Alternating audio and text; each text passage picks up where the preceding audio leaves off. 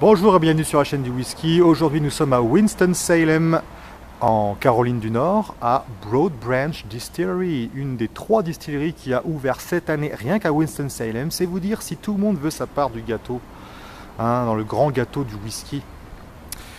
Alors chez Broad Branch Distillery, pour l'instant on produit un White Spirit qui n'est pas vraiment du whisky, vous allez voir. Je vais tirer. Ok. Et voilà, nous produisons ce produit. Broad Branch Night Lab, donc embouteillé à 45, non, à 91 proof, donc il faut diviser par 2, donc ça fait 45 degrés et demi. Voilà. Et il s'agit d'un mélange de, de grains, hein, soyons larges. Nous avons quoi là-dedans? Nous avons voilà du grain, donc c'est-à-dire nous avons en fait de l'orge maltais, il y a aussi du seigle et il y a aussi hops, c'est-à-dire du houblon.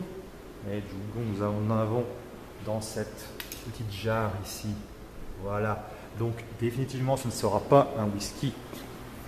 Mais vous allez voir qu'il y a d'autres choses. Et voilà, vous voyez les fûts, donc qui dit fût dit maturation. Alors bon on travaille avec plusieurs céréales. Voilà. Là par exemple, là, nous avons de l'orge maltais. Il y avait du seigle dans un autre sac là-bas, si je me rappelle bien. Là ici nous avons du maïs. J'en suis la moitié à côté. Voilà, je range parce que je suis quand même gentil. Voilà.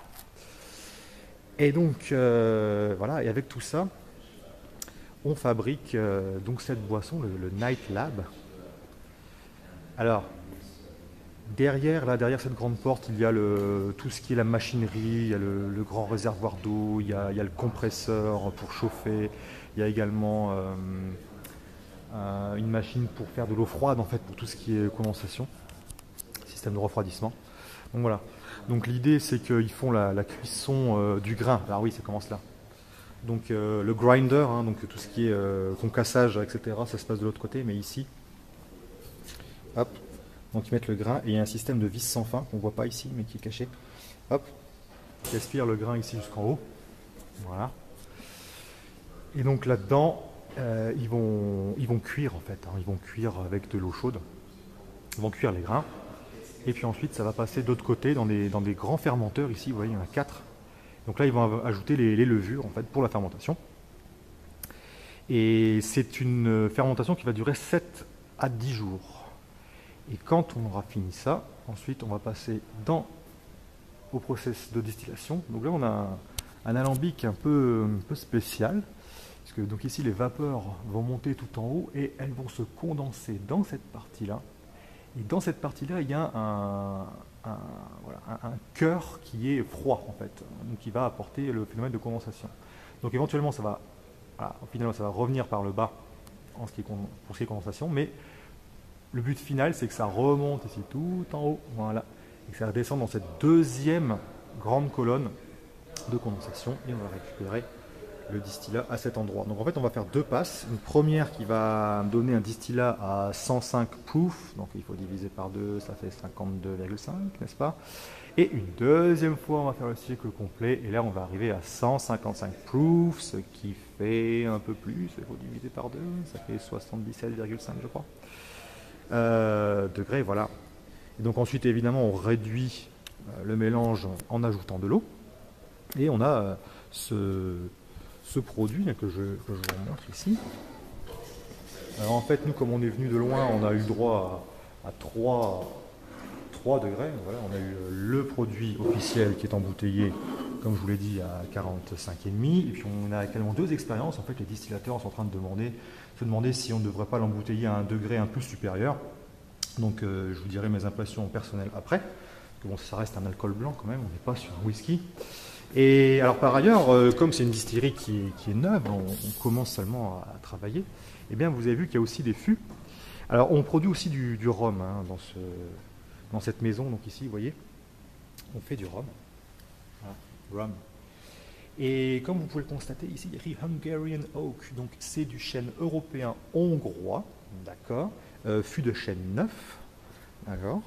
Et ici, est-ce que c'est indiqué clairement?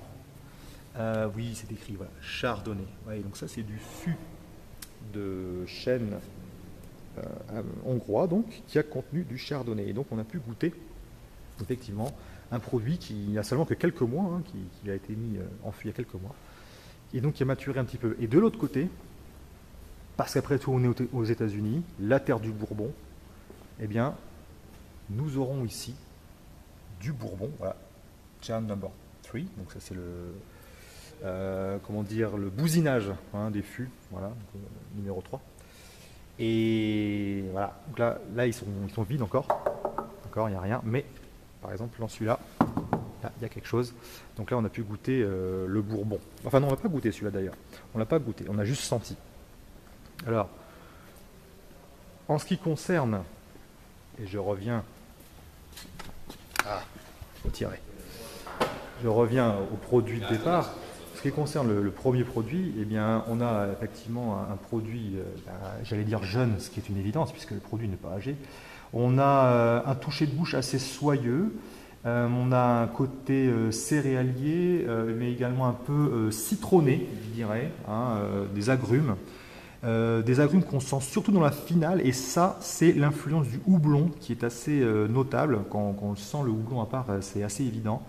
Et on a voilà, un peu cette finale comme un gin, un peu ces notes aromatiques qu'on retrouve dans un gin.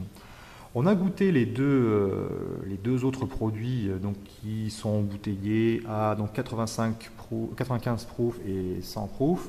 Donc la valeur ajoutée n'est pas évidente. Le toucher de bouche est moins soyeux. On perd un peu le côté agrume. Donc c'est entre guillemets moins intéressant. Et par contre, ce qui était intéressant, et là ils sont en train de se poser la question, ils ne savent même pas s'ils vont le commercialiser, parce qu'en fait c'est de l'expérimentation à 100%. C'est tout jeune, ils viennent de débuter leur aventure. On a goûté celui avec l'ex-fût de Chardonnay, et là on a quelque chose, on a un produit, alors là je ne peux pas vous montrer, parce qu'on a fini les verres, mais on a un produit qui est beaucoup plus sombre, après quelques mois de maturation seulement. Le fût est apparemment très actif, il est déjà très sombre, comparativement à d'autres distilleries que j'ai pu voir. Et on a des notes de châtaigne prononcées au nez, et déjà un peu plus de douceur, hein, le fût travaille, mais également aussi beaucoup d'épices, hein, qui viennent du bois, certainement du chêne européen. Donc voilà un peu, c'est une aventure qui commence pour cette jeune distillerie. Et ben, on a hâte de voir un peu ce que ça va donner d'ici quelques mois, d'ici quelques années. Et bien voilà, je vous dis à bientôt pour un prochain épisode.